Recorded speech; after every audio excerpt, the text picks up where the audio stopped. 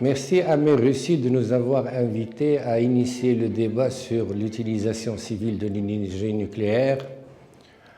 Elle nous a invités à travers son accord signé par le Premier ministre de la Russie, comme quoi elle est disposée à initier la coopération pleine et entière en matière d'énergie nucléaire civile avec le Maroc. Accord qui comporte 14 points. Nous n'allons pas traiter directement de cet accord maintenant, c'est peut-être un peu prématuré, mais nous allons essayer d'initier le débat qui nous a été promis il y a quelques mois par le ministre de l'Énergie, débat qui n'a pas eu lieu sur l'énergie nucléaire dans ce pays. Est-ce trop tard, vu que la Russie nous a signifié son accord et que nous étions demandeurs en 2016 et 2017? Je ne pense pas, dans la mesure où ce débat est nécessaire pour éclairer un certain nombre de points de vue, éclairer aussi la démarche de notre pays et pourquoi nous retenons comme contribution bien sûr à ce débat que l'utilisation civile de l'énergie nucléaire est nécessaire pour notre pays pour les décennies à venir. Certes, et je le dis d'emblée, il y a un certain nombre de lobbies qui vont se manifester, essentiellement liés aux hydrocarbures et essentiellement maintenant, ils sont apparus de plus en plus présents, liés à l'utilisation du charbon comme source d'énergie. Avant de rentrer dans le vif du sujet, je voudrais, si vous le permettez, donner un aperçu sur la situation de l'énergie au Maroc. Bien sûr, le Maroc n'est pas un pays producteur d'énergie fossile. Il l'importe essentiellement et pratiquement en totalité.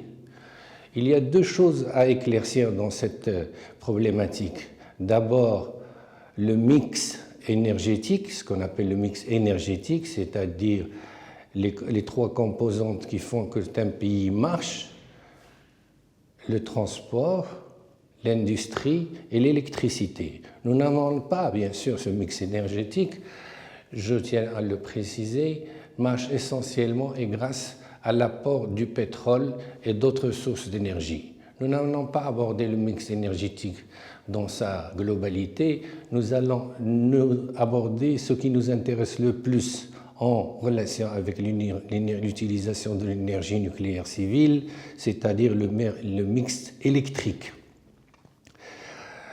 La capacité installée en mix électrique au Maroc, elle est de l'ordre de 10 500 mégawatts.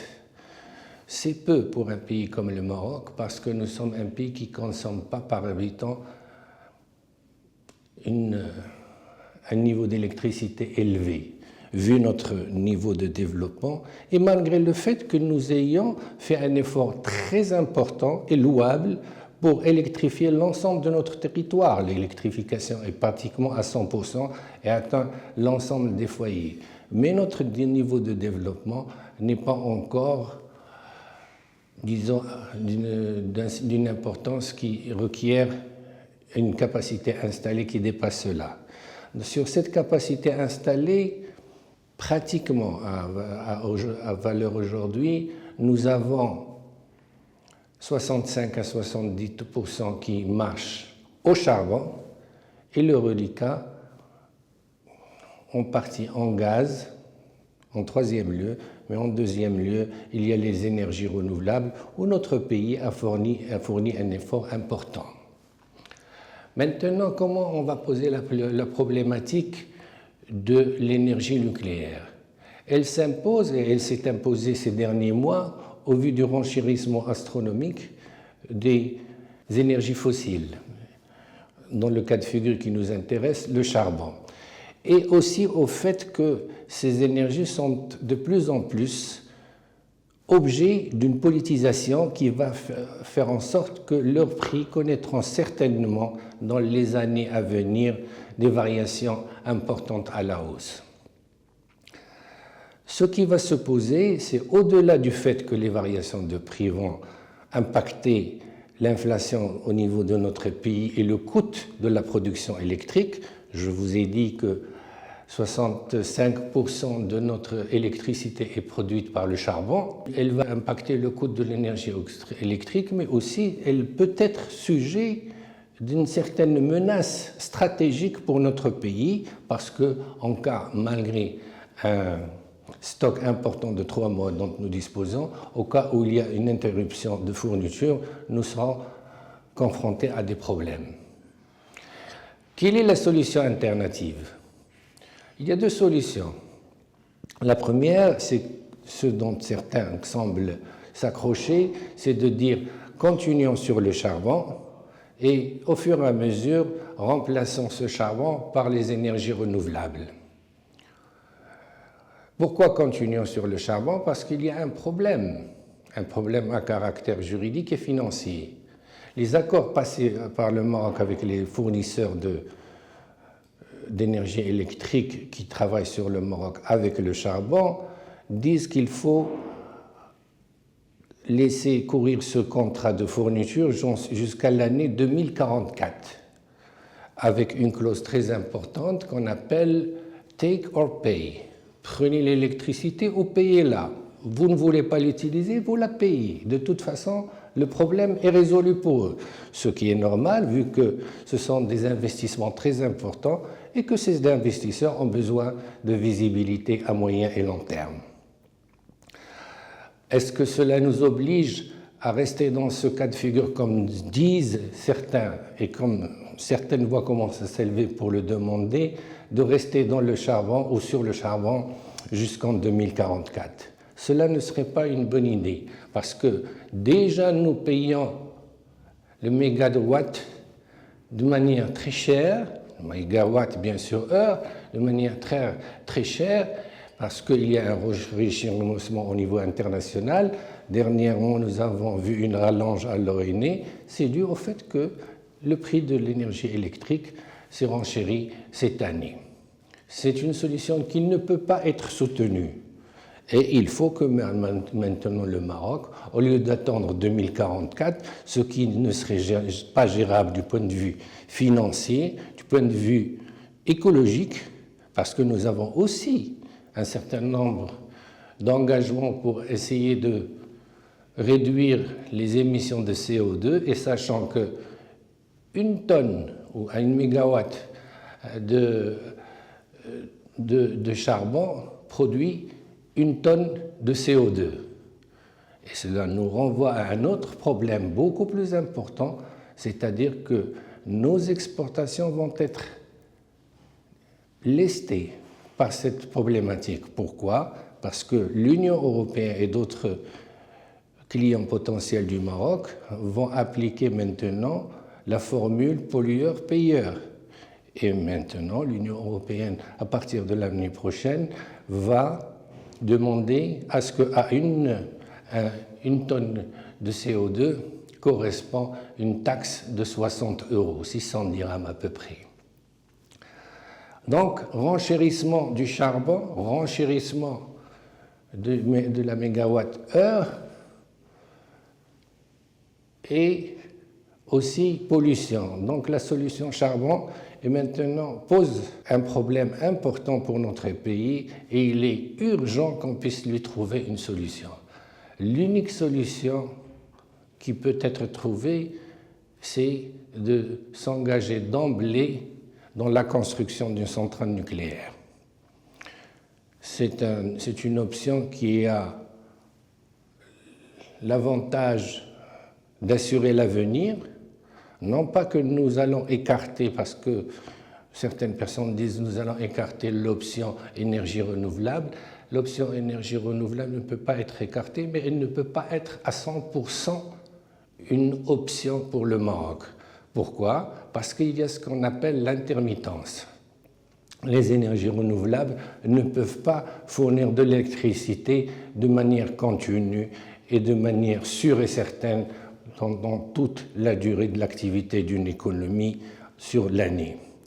Donc, il y a toujours nécessité d'avoir une solution ou un plan B et afin de préserver à la fois nos intérêts financiers et nos intérêts aussi écologiques et climatiques, l'option nucléaire se pose. Elle offre aussi, et ici nous venons dans le corps du débat, un intérêt financier.